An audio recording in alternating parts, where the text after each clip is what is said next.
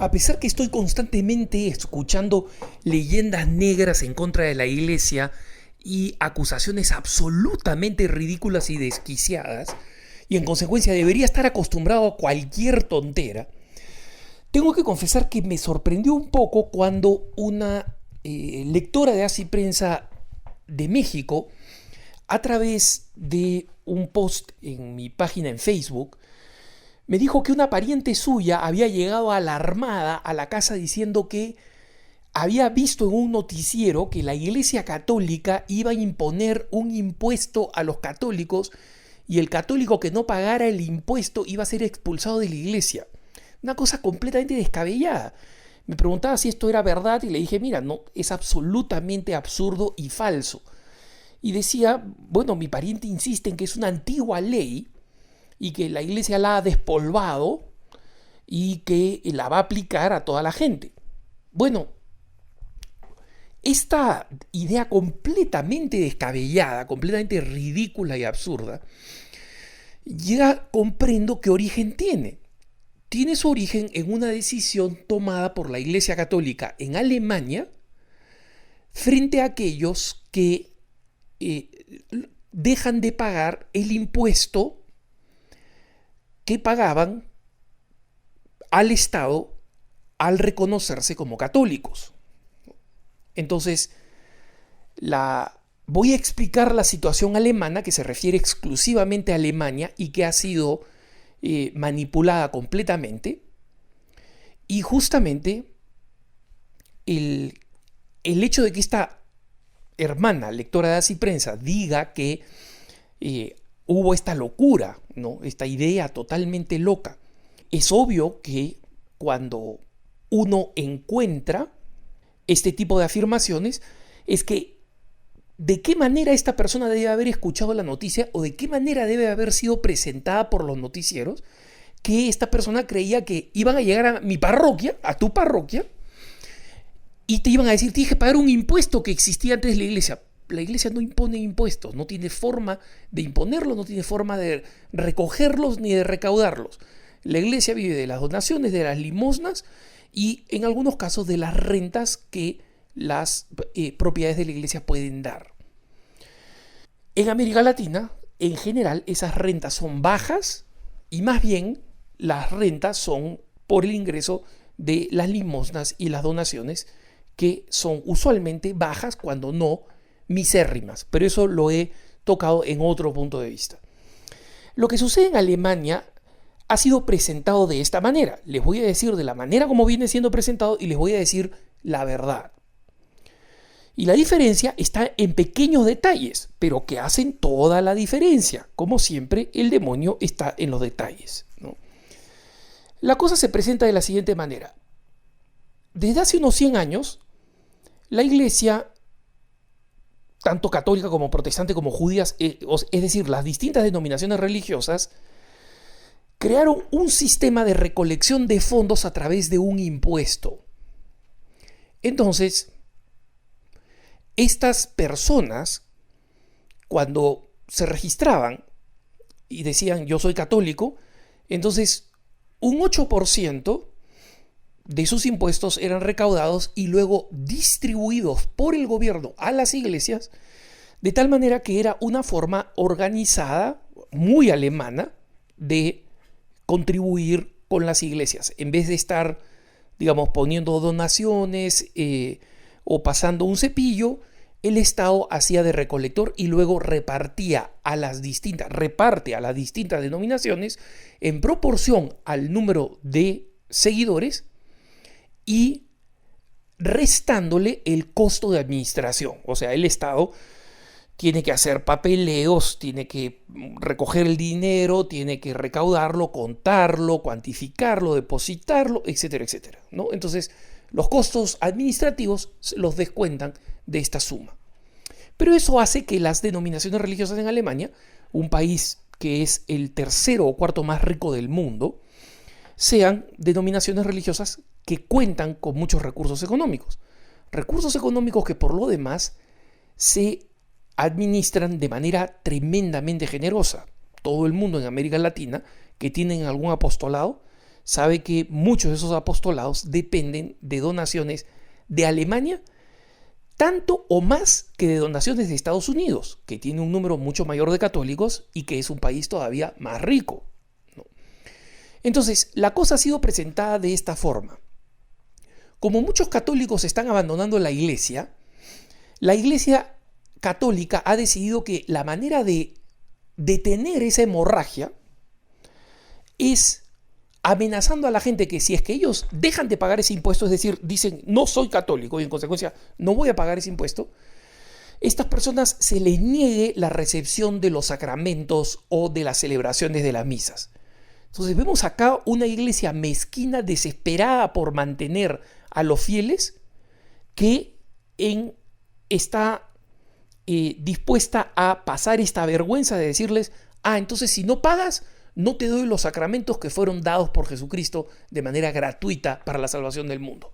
Entonces tenemos una iglesia miserable que quiere retener a los católicos a la fuerza por medio de un decreto que señala que el que deja de pagar este impuesto, el que se deja de señalar como católico, entonces la iglesia lo castiga negándole los sacramentos que no solamente dio Jesucristo, sino que Jesucristo dijo, gratis lo recibisteis, dadlo gratis.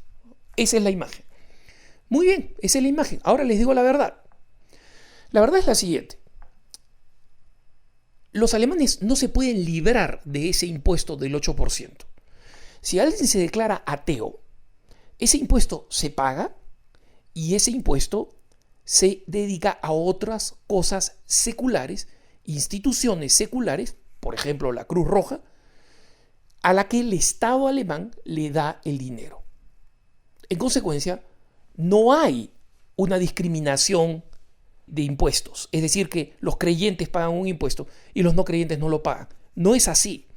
Y hay algunas noticias que lo han señalado así, diciendo, este impuesto se suma a tantos gastos y en consecuencia el impuesto hay que pagarlo de todas maneras. Lo que determina el decir que uno es católico o protestante o judío o musulmán es el destino que el Estado le va a dar a ese 8%. Si uno se declara protestante, irá a la iglesia protestante. Si uno se declara judío, irá donde los judíos. Si uno se declara católico, irá a la iglesia católica. Si uno se declara ateo, irá a las organizaciones que el Estado alemán considere merecedoras de recibir esta donación, que sean ayuda humanitaria no religiosa. Pero no hay manera de librarse del impuesto. En consecuencia, ningún alemán puede decir, yo no pago ese impuesto porque soy pobre, porque no tengo dinero. Y por no tener dinero y por no pagar el impuesto, la iglesia me está negando los sacramentos. Falso. En consecuencia, si uno no puede librarse de ese pago de impuestos, ¿no?, del 8%, no puede librarse, entonces, ¿por qué razón diría yo no soy católico? Porque no quiere ser católico. Porque al final, lo que él dice determina dónde va el dinero. Entonces, si dice ateo, bueno, se va al ateísmo. Entonces, la pregunta es, si alguien dice yo no quiero ser católico y eso no lo va a librar del pago de impuestos, es decir, que no puede aducir falta de recursos económicos porque ese impuesto lo va a pagar igual, ¿por qué dice que no es católico? Porque no quiere ser católico, pues. Entonces, la iglesia está diciendo, mira, si tú no vas a ser católico, entonces no vengas a pedir un matrimonio en la iglesia porque te gusta el templo, no vengas a pedir un funeral católico porque te gusta el templo, cuando tú te has declarado no católico. La iglesia no es para payasadas, la iglesia no es para obras teatrales, la iglesia no es para puestas en escena. Te gusta el matrimonio en una iglesia gótica católica con órgano, pero tú no crees en nada, no crees ni en tu primo. ¿Por qué la iglesia se va a prestar esa payasada? Entonces, simplemente lo que la iglesia en Alemania está diciendo con el total apoyo del Vaticano es que no te puedes salir con la tuya. No puedes decir la iglesia no recibe el dinero que yo pago, que se vaya a una institución secular, que puede hacer mucho bien, pero quiero seguir yendo a la iglesia católica.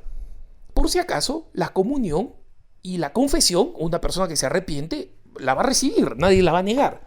Los ritos en casos de riesgo de muerte o de arrepentimiento de la persona dice, no, yo quiero volver a la iglesia católica, la persona va a ser recibida mediante la confesión, la comunión y la unción de los enfermos, ¿no? Lo que antes se conocía como extrema unción. O sea, eso no se ha eliminado. Lo que se ha eliminado es la pompa y la circunstancia. No puedes venir acá pidiendo que tu funeral se haga en la catedral de Colonia cuando tú te has declarado que no eres católico, pues. Y te gusta la catedral de Colonia simplemente porque es descomunal, hermosísima, impresionante, una talla de piedra colosal. Y por eso, por la pompa y la circunstancia. Entonces, ¿dónde está aquí la ofensa? Claro, ¿quiénes son los que se han ofendido? Se han ofendido los 4 gatos que forman parte de este grupo Nosotros Somos Iglesia. El grupo que es un grupo de protesta y que dice, esto lo único que va a hacer es desalentar a aquellos católicos que dejaron la iglesia por razones de los escándalos sexuales. Prácticamente no hay católicos que hayan dejado la iglesia por los escándalos sexuales. Los escándalos sexuales habrán sido la excusa o una gota más que rebalsó el vaso que hacía que la gente no estuviera dentro de la iglesia. La iglesia, ese tipo de cosas, de escándalos dentro de la iglesia, no hacen que la gente se vaya de la iglesia. No hacen que la gente se vaya de la iglesia. Y algunos de ustedes dirán, mentira Alejandro, mi primo dejó de ir a la iglesia. Mira, te apuesto dinero que iba a la iglesia con la justa hasta tarde mal y nunca. Yo sé de católicos, incluyendo quien les habla, que han sufrido tremendamente con estas cosas. ¿Por qué nos duele la iglesia? Porque somos miembros de la iglesia. Pero lo último que haría eso es hacer que nos vayamos.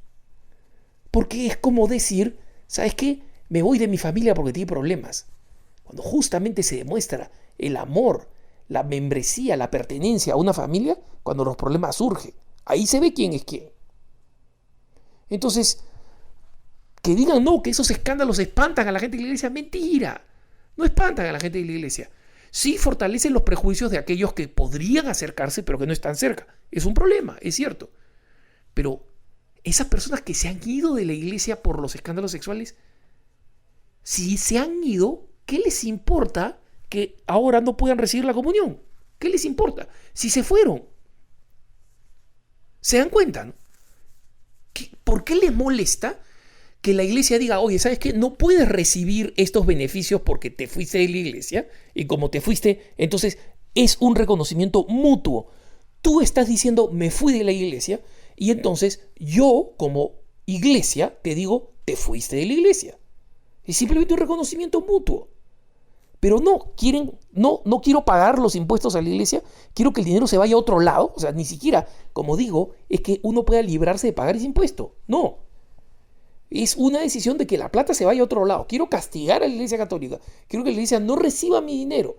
Quiero que este dinero no se utilice para la evangelización, que se utilice para sostener a religiosas en América Latina, para sostener a las misiones, para construir el templo en la zona distante donde tú estás, en cualquier parte del país que te encuentres de América Latina, donde probablemente haya sido construido con dinero de la iglesia en Alemania, entre otros, pero está usualmente entre los primeros de la lista.